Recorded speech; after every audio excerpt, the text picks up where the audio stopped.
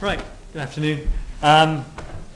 This is the last lecture from me in this course. I'm sure this is entirely unrelated. And then after today, you'll get David Cairns will come back and say, give you a few lectures about a different way of doing distributed processing over a cluster. So, what I'll finish with today, we've been looking at Spark for the last few, well, 2-3 lectures. And so I'll just, today for the final lecture, tell you a bit about Spark MLlib, which is the machine learning library that comes with Spark. So those of you, and I suspect this is a chunk of you who are doing BD6 as well, will recognize most of the things that are in here. So MLlib is part of the Spark API. It's built in, so it's been specifically written to allow certain machine learning and statistical modeling algorithms to be run on data that's already spread across a Spark cluster. So if you've got huge amounts of data and you want to do really large scale machine learning on it, doing this on a single machine is problematic, firstly because you can't get all the data onto the single machine, and secondly because that one machine is something of a processing bottleneck as well. So if you can distribute it across machines in memory and then run your machine learning across them all, then obviously that allows you to both use larger quantities of data and speed up the process. Right, so those of you who studied Python last semester will probably remember NumPy, Python's numeric and statistical package. So it operates with that, and NumPy runs across the cluster in Spark as part of the machine learning library. And as we've been talking about in the last few lectures, being part of Spark means that it can process data from any of the Hadoop file sources that we've talked about. So we talked about Parquet last time, we talked about sequence files in Hadoop and so on. So these methods of storing data across Hadoop are straightforwardly available to MLlib to do your machine learning on. And there's also quite new, in fact I haven't even got it in these slides, but there's also a new data streaming architecture in Spark as well, where it can take data that's just coming in from an external source and plug it straight in. It goes straight into memory and straight into a machine learning setup live as it comes in on a stream. So as I said, it exploits Spark's fast in-memory processing. So this is large-scale in-memory machine learning. And it's that memory, the same as all the other things I've talked about in Spark, it's that fact that's happening in memory that makes it so much faster. As soon as you start reading or writing from disk, even the solid-state disks, things slow down an awful lot. And as soon as you start moving large quantities of data about a network, things start to slow down as well. So the whole point of this is to try and get individual machines to process as much data as possible in memory, and what gets shared is just enough to coordinate the process. So much like, you know, when we learned about MapReduce in the first place, the whole point there was that the data stayed where it was, the code moved to the data, and then any movement of data was just to try and orchestrate the process. And we used things like combiners to try and reduce that flow of data. So all of that's still going on in MLlib, but you'll be pleased to hear, largely behind the scenes, there's quite an abstraction. So you're interacting with this thing, you'll see some data structures and so on in a few slides' time. But like the previous Spark examples I showed you, you're interacting with data objects. And Spark worries about where those data objects are actually stored and how they're distributed across the cluster. So that makes it an awful lot quicker, not just to run, but to develop as well, because you can. One of the nice things about Spark is that it doesn't make any difference if you're running it on one machine or 100 machines. The code is the same. You've probably noticed by now there's nowhere in your Hadoop code, there's nowhere in the Spark code that says how many machines you've got. Or, there's nowhere where you say, right, go to the 5th machine and do this. Okay. So you can write your Spark program maybe on a small subset of data that you've just got locally, make sure it all works, and then send it out to the larger cluster, and nothing needs to change. All of that scaling is handled for you, which is rather nice. Is it possible for Spark to have parallel processing on a single machine, because machines come with multiple cores and multiple processors as well? So is it possible to divide the same job on the same system? Good question. I don't think so. I'll have a look to be sure. But it should be more efficient, because in a network there is a slow traffic as compared to Yes, indeed.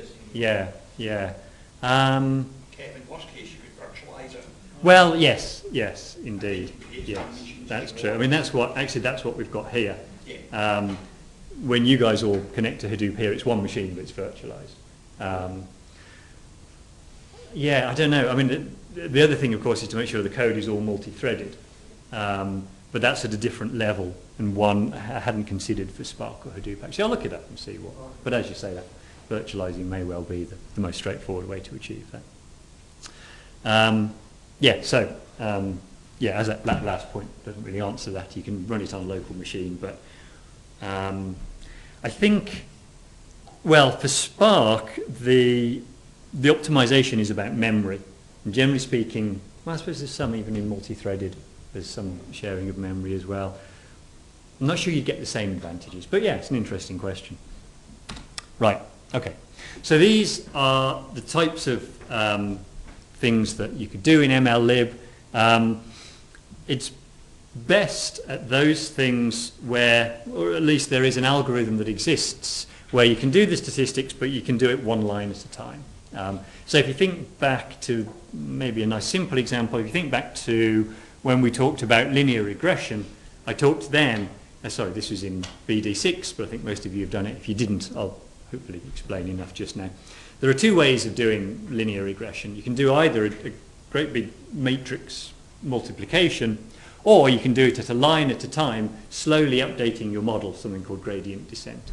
And if your data is spread across multiple locations, then something like that gradient descent, where you can process a single row, make an update to a model, and continue to do that, then that's quite well suited, right, to a distributed setup, something like gradient descent. So those kinds of things it's quite good at. So it's got a set of basic statistics, mean, standard deviation, that kind of thing. It's got some classification and regression algorithms. It's got this thing it calls collaborative filtering. It's basically a recommendation, for things like Netflix, where people watch this film. It then shows you a different film to watch and so on. It's that kind of recommendation thing. It's got some clustering algorithms, some things for doing dimensionality reduction, which basically kind of takes high dimensional data and projects it down into a smaller number of dimensions. But none of those dimensions are your original variables. They're all combinations of variables. It does feature extraction, some frequent pattern mining, and it has some optimization algorithms as well. But we'll go through those in the next few slides. Okay, so these are the kind of basic statistical questions that you can ask it to do. So let's say you've got a nice big data set, it's all distributed around. So you can ask for things like, what's the mean of column 3 or the variance of that or so on. You can pick two columns and ask it to calculate the correlation of one column with the other. You can do some sampling. So for example, if you've got,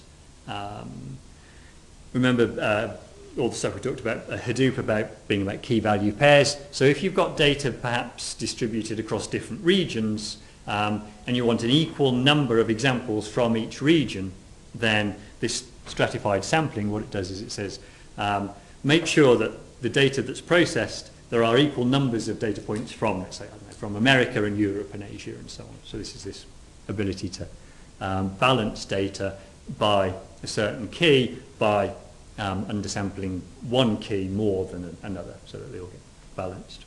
It'll do hypothesis testing, things like chi-square. So if you've got a number of examples in one class and a number of examples in another.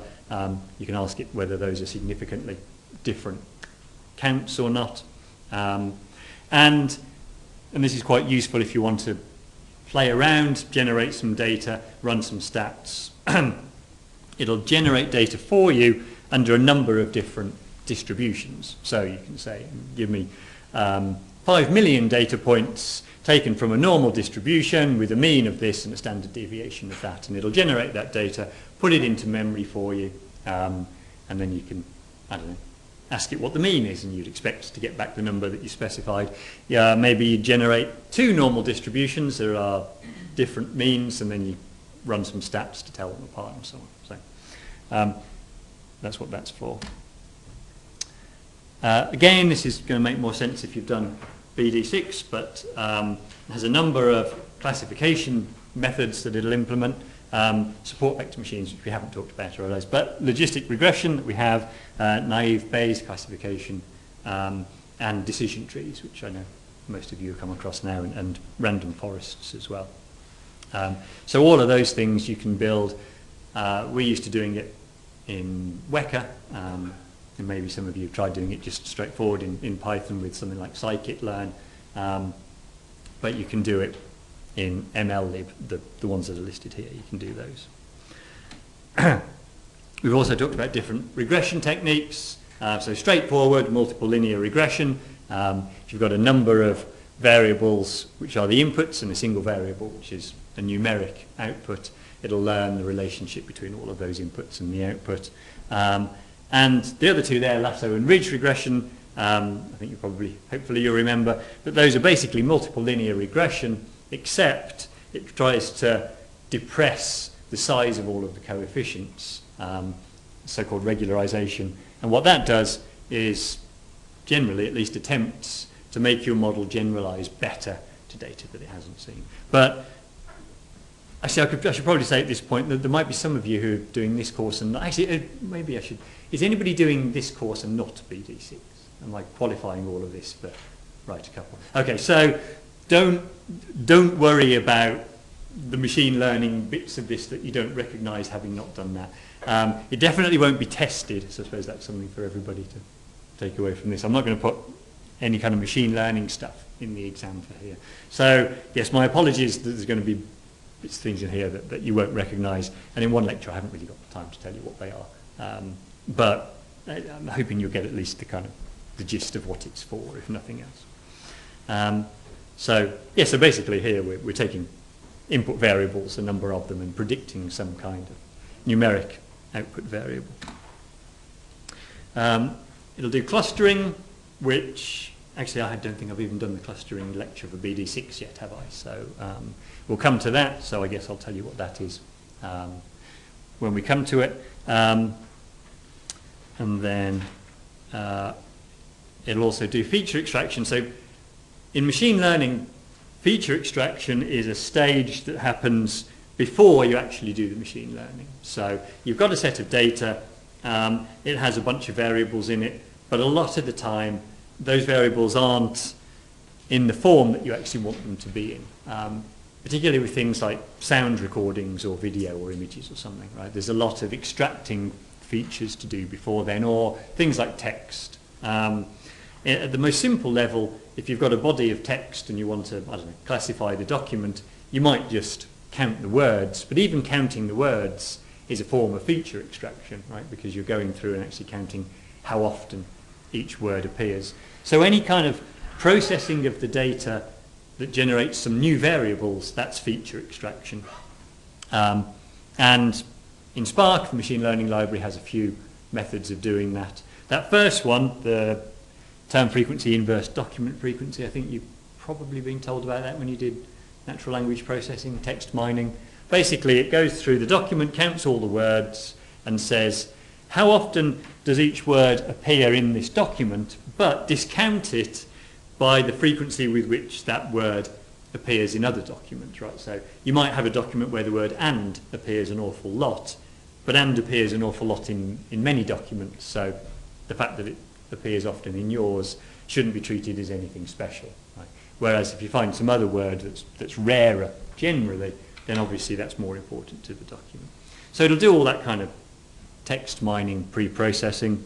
And we've talked also about the fact that if you're doing machine learning on numeric data, it's best to scale it down to a uniform range, like the 0, 1, or maybe something with a mean of 0 and a standard deviation of 1, if you're standardizing it. So it'll do those kinds of things for you, to your data for you as well. And it has some limited feature selection. So remember, feature extraction is taking the existing variables that you've got and combining them to make new variables which you hope might be more useful than the original variables that you started with. Feature selection is simply looking at the variables that you've got and deciding whether or not each of them belongs in the model. Okay, so basically it's removing some of the variables as not being useful. And it does a fairly straightforward statistical test, a chi-square, to decide whether or not variables should be included. So it's kind of limited in its ability to do that, but it's at least something.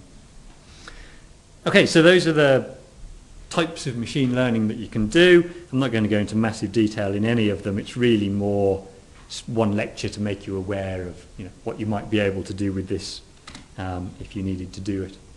Then it has a couple of optimization techniques, one of them that you will have heard about, one of them perhaps not. So we've all, except, sorry, two of you, we've all met gradient descent methods. Basically, you have a statistical model, and one at a time, you read a piece of data into the model, you change the parameters of the model very slightly so that they fit that particular piece of data that you've just read in, and then you keep doing that repeatedly through all of the data that you've got. And you can see that that is likely to distribute really nicely, because you can pass the model around to where all of the data is, and each version of the model can update itself just based on the local data it can see, and that can all feed back into one representation of the model. And these models, the representation is always very small, right? So you can pass the model around the cluster without much of a traffic overhead. So that's gradient descent. And then BFGS is not big, friendly, giant. I can't remember what they are now. The 4 letters are the names of the people who invented it, which is why I can't remember their names, but it's not particularly useful. But basically, it's a way of taking a multi-dimensional function and trying to get a point that's low as possible in that function by following gradients. This isn't really the part of the course to be going into detail of that. Okay, so those are a set of things that it can do. Some of them you're aware of, some of them, I don't know, I just included them because they're things that it can do. So let's get a little bit more practical. If we actually want to make use of this machine learning library, we've got some data, we want to play around with it, maybe try and build a decision tree or some such, then we have to get that data into the right kind of data format. We've already met these resilient distributed data structures that Spark makes use of. And you've probably gathered, at least if you're doing the big data course, that a lot of the machine learning things, a lot of the machine learning techniques can be boiled down to some kind of linear algebra, right? We're representing the data in a matrix and we're doing some kind of matrix manipulation on that, like the linear regression one being the obvious one. But even things like multi-layer perceptrons and so on are basically multiplying matrices together. So the data types that the machine learning library in Spark supports are based around that idea. So we've got vectors and matrices and data points, and in a distinction that perhaps you've never come across in a programming language before, it makes the distinction between local data structures and distributed data structures. So you can see, for example, we've got a local matrix and a distributed matrix, and the way those are defined and used is different depending on whether it's on the one machine or you're asking Spark to distribute it across several machines. So we'll have a look at some examples of those as we go. Okay, so the simplest one, and there probably won't be anything in this that is news to you really in terms of computer data structures. So this is just straightforward local vector, like an indexed, so a list in Python and an indexed array in Java or PHP or whatever. And you'll notice so if we look at the dense array version, the list of values there, it's just square brackets and comma separated, right? So the same as the array that we met in JSON objects, for example. It's pretty universal. And as it says there, it's stored on a local machine, and it's just represented as a list in the same way that we're used to representing arrays. There's also a sparse version of it where, I think I mentioned this last time, let's say you've got an array with, I don't know, a few 100,000 columns and a few million rows, but many of the points are empty. Maybe, you know, the way that you've sampled the data or the process that's generated the data means that a great many of the measurements are missing, and there's just occasional points where something's actually happened. And for that kind of data, it makes more sense to represent not a great long list where most of them are blank, but a much shorter list where you're just giving the coordinates at which you might find the data and the data that's there.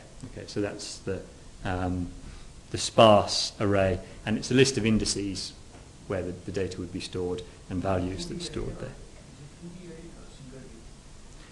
there. So the array is 1D. We'll come on to, so the matrix is going to be 2D. Okay, so if we want to set a vector, then remember we said at the start that this is all done through the NumPy library. So we've got an example here where I'm setting a NumPy array. So I've already imported NumPy, and I'm just going to use NP now as the shorthand for NumPy. So I'm saying I want a NumPy array, and I've sent in some data there. And then the equivalent down at the bottom there where there's this vectors library where I'm saying I want the sparse vector with those data at those coordinates there.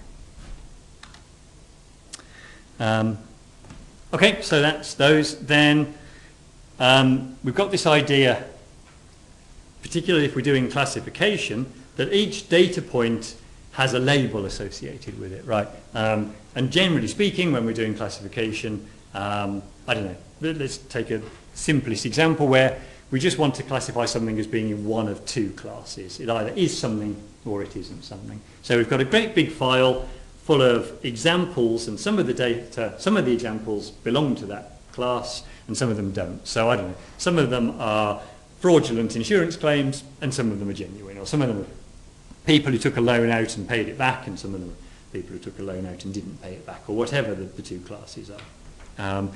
So that structure, and it's really useful if you've got a representation that makes it clear what's the description of the individual and what's the label, what's the class to which it belongs, right?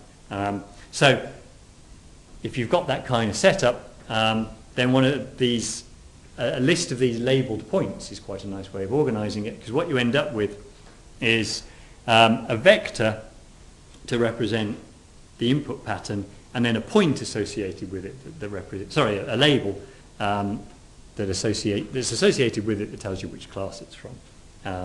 So in my case, they were like true or false, I guess. So the only thing to look out for, which is maybe slightly odd, is that the label is actually, the type of it is a double.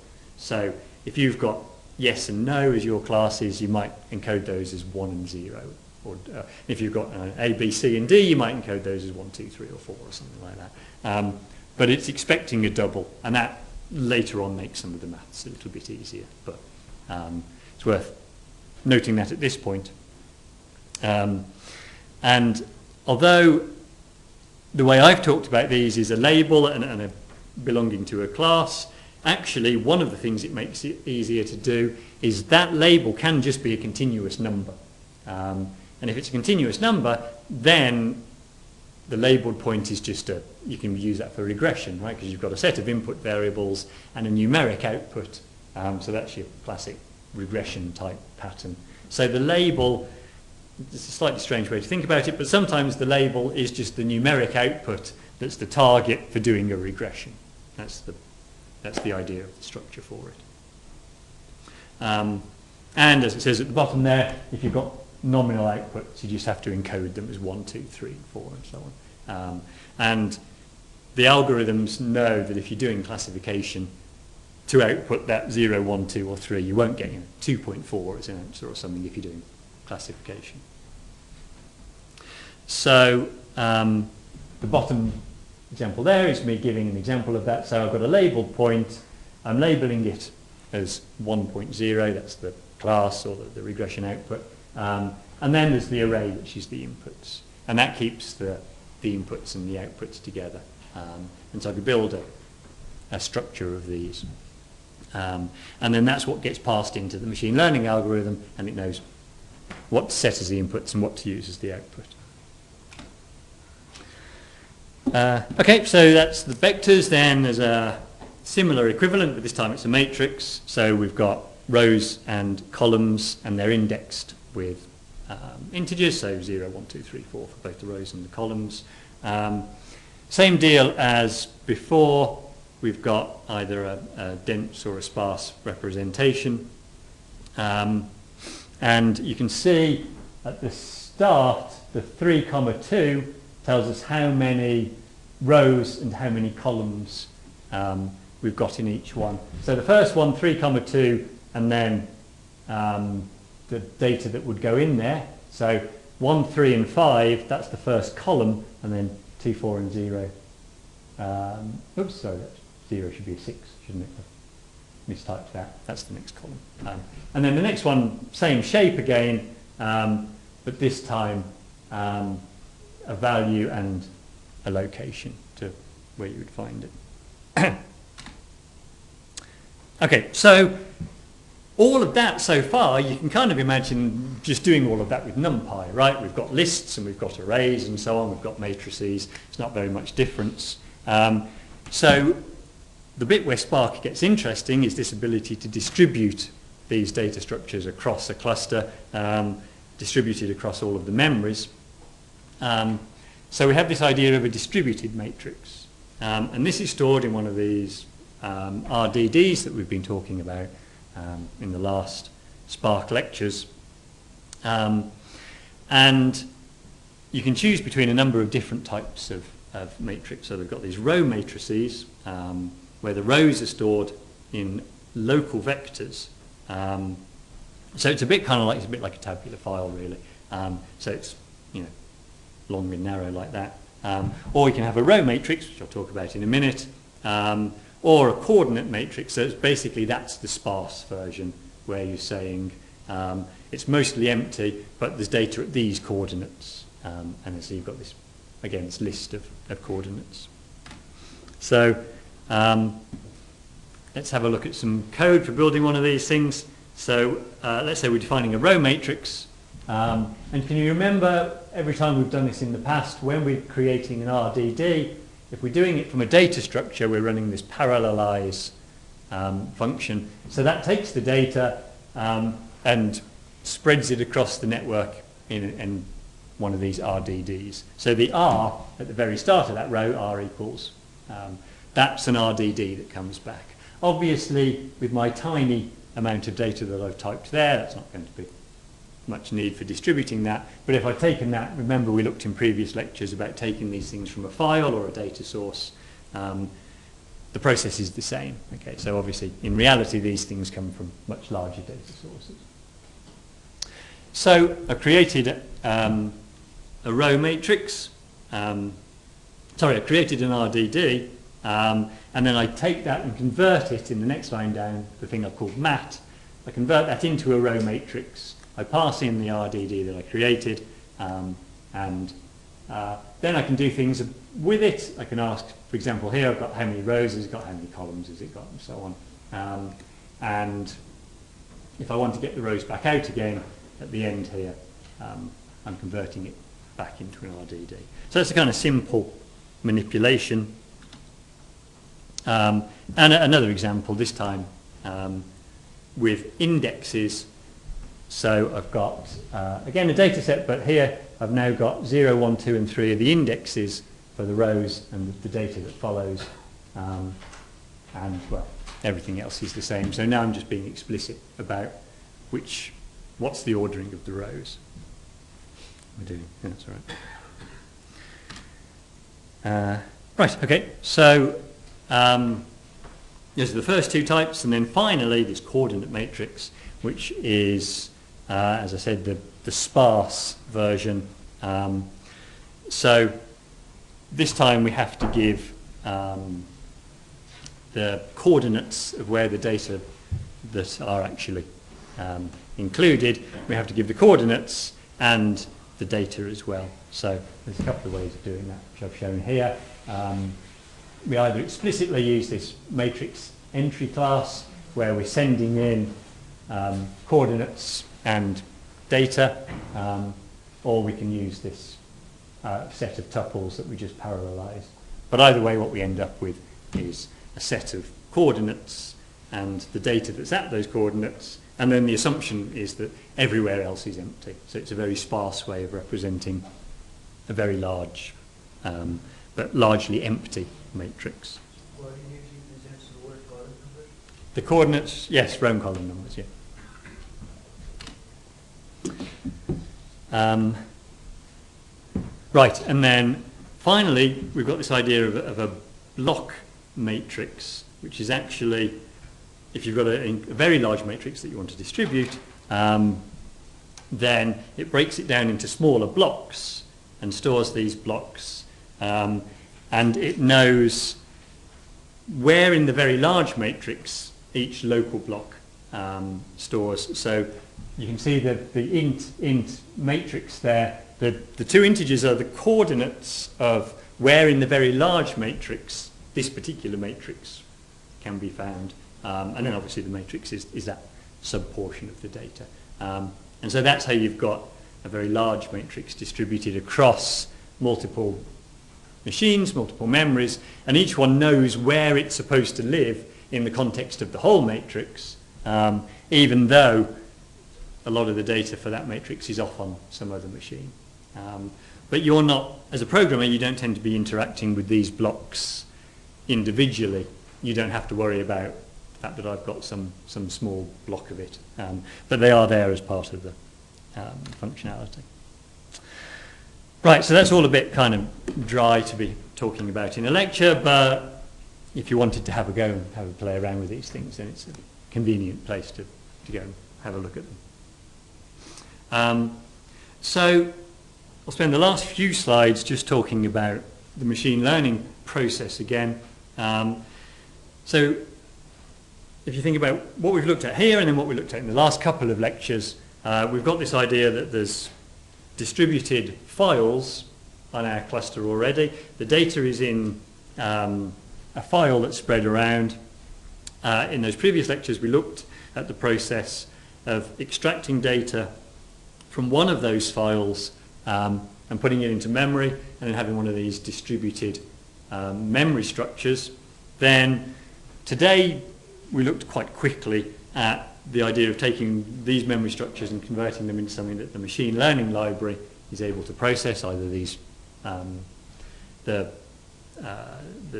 data points probably being the most useful one, because you've defined there the input and the output.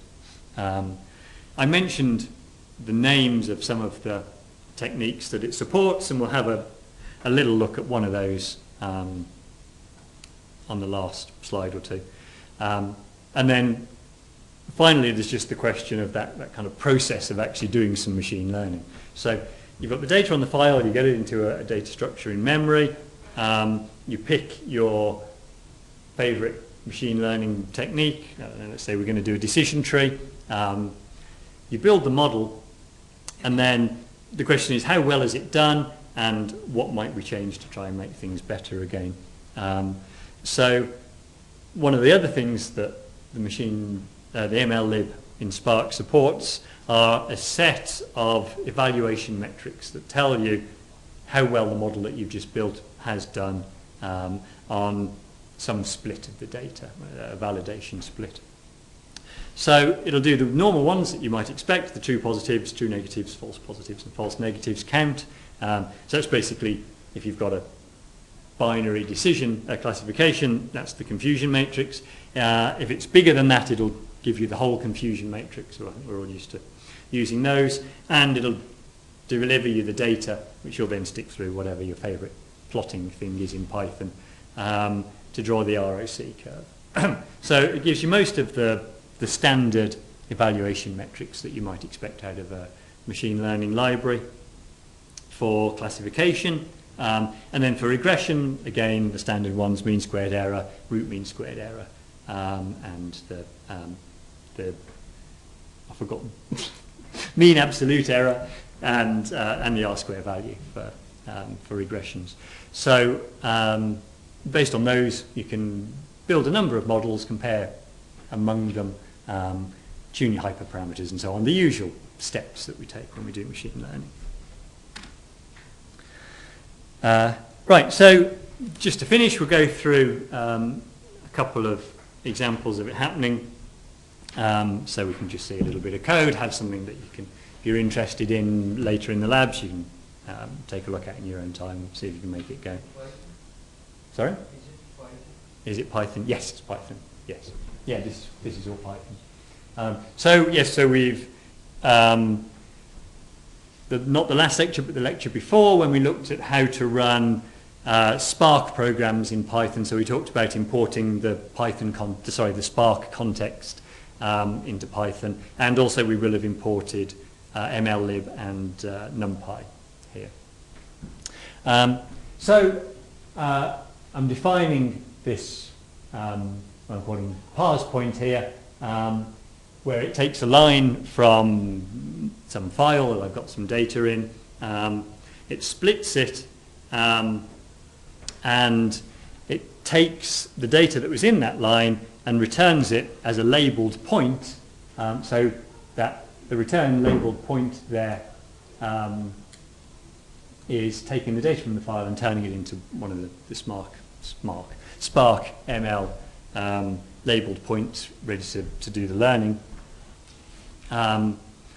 And sorry, the open and closed brackets, it's taking the values there and sending the first one, so value 0 is the label. I'm assuming that the first column in my file here is the label, and the rest of them as a dense vector. So that's my 4x loop there.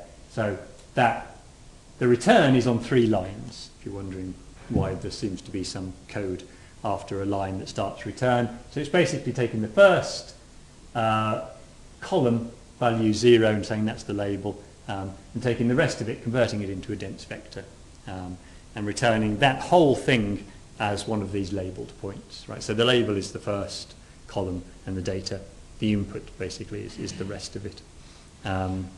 Then I'm getting my data, I'm calling it data, I'm taking it from a text file that is stored somewhere on Hadoop already in a file I've called data.txt in some folder I've called MLlib. So that's all just, obviously that'll be wherever you have chosen to put yours. And I'm then taking all of that data from the text file and processing, so .map, that means take each row in turn, put it through that parse point function, and put the whole thing, when it's done, into this thing that I've called parsed data. So in that bit there, by defining the function and running those 2 lines, I've taken a flat text file where the first column is the intended output, so either a label if I'm doing classification, or a continuous number if I'm doing regression. It's taken the rest of the columns, called all of those the various inputs, and I'm assuming obviously here that it's all nicely set up and I haven't needed to, at least at this stage, do any cleaning or feature extraction or anything. I'm assuming my data is just ready to learn. So I now have this thing called parsed data, which is in the right format, ready to do some learning. Then all I have to do is pick my chosen machine learning algorithm. So you can see what I've chosen here is linear regression, and then the with GD, so that's with stochastic gradient descent. So what that algorithm there, the very top one, what that's going to do is go through every row in that file, set the inputs to the value of the inputs in each of those labelled points one at a time, make a prediction, compare the prediction with the label value, because that was the one that we took out of that first column, calculate the error, update the model slightly to reduce that error slightly, that's the gradient descent bit, and then just keep going round and round the data until the error has hit some minimum. Okay, so I've built my model. The top one, the thing that comes back from that is the model, the regression model that I've built, and I can now use that model to actually make some predictions. So the next line, I'm creating another data structure that I'm calling values and preds. So obviously that's the values and the predictions. And I'm taking, in a slightly poor, well, very poor practice, but it's just so that I can keep things simple for my demo here, I'm actually putting the training data back through it. Right, I haven't bothered to split off some validation data at this point. Obviously in reality I would have done. So I'm taking that parsed data, the data I just learned, and again using map, I'm putting it all through model.predict. So basically that says take all of the data that you've just learned one at a time, make a prediction for it, and put into this data structure 2 columns, p.label, that's taking the point that you've just made the prediction for and extracting its label, and the prediction itself. Okay, so we've got these tuples now, we've got the prediction and the true output. Remember we're doing regression here, so the label is actually a number. I've now got this pair, well, this set of pairs of the values and the predictions, and then I'm going to pass that through this. So regression metrics, that's one of the functions that the machine learning library, the Spark library offers. It produces something that I've called here metrics, and it's a structure with a bunch of named metrics, the ones that I listed earlier, which finally you can extract. So in that last line here, I'm just printing to say that the mean squared error is metrics.mean squared error, right? So I've extracted that measure. So when you talk it all through at kind of speed like that, that seems all a bit complicated. So my apologies, but actually that's it. That's really just 2 screens of fairly large fonted code to go from a file to build a model, to evaluate the model, and to print out, well, I've just used one example of the evaluations of that. So I appreciate that that's going to take a bit more time for you to sit down, read through, get your head round if you're really interested to do so. But that's the basic pattern of it, right? That's going from a file on disk, my data.txt, it's going from a file on disk into a distributed memory structure, then through that distributed memory structure is then sent into a machine learning algorithm that does its thing, and then the last 3 lines there are just extracting one of the metrics for how well it's done. And obviously at that point you make some decisions. So I haven't, for example, talked about any of the parameters, the hyperparameters for that. Obviously with things like the more complex thing, even something like lasso, you then got some more parameters to play around with. But we're not really worried about that in this course. Really, I just wanted to give you a flavour in this last lecture of, I know we've kind of started at the start of this course with, opening a text file and counting how many times a word occurs. And so it's kind of, the learning curve has kind of scooped up quite a bit at the last couple of lectures. And I wouldn't really expect you on this small set of teaching to be able to, produce this. And as I mentioned before, don't worry, this bit won't be in the exam. But I think you can at least see the point that things have got to in the Hadoop ecosystem. So we've got this point now where we can write with 5 or 6 lines of Python. we can open a file, distribute it across a cluster, do some machine learning in memory, and then extract the results. Excuse me, you're not worried about the exam, you're worried about things we need to learn. That's I think the why our lecture Yes. scare up the exam, but we come here to learn something. Why we don't have the practice for, even for big data master, why we just have the one machine, virtual machine, just for our server? This is not fair, I think. Just, Well, it's all you need. It's all you need. Well, as I said, where it goes once you've typed it makes no difference at all, right? I mean, we could have, it's virtualized anyway, right? So we could have a number of them, but given that what happens when you hit return is the same in either way, I'm not sure it really... This is the things you're teaching us, very important, but we don't have a chance to practice and just, you're just going to go... well, it depends what you mean by a chance to practice. You have a chance to practice. We have a Spark installation here.